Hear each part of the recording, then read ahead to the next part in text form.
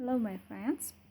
Today I want to show you the one of my favorite toys which I make.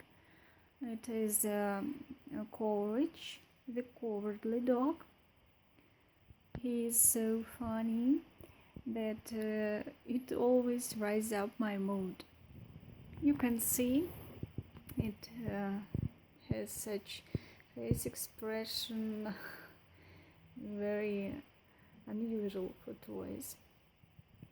Okay, let's start to watch him from all sides. So you can see that he has two ears and they are in different position. One looks down and another looks inside. Okay, he has whiskers, nose, big nose. His hands and legs are here as well.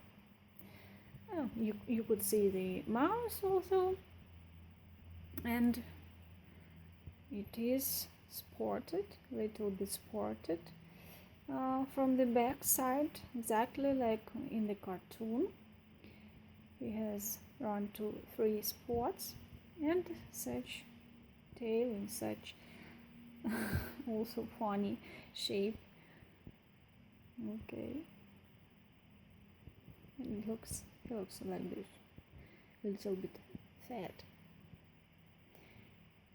Okay, now I tell you goodbye for today. Till my next video.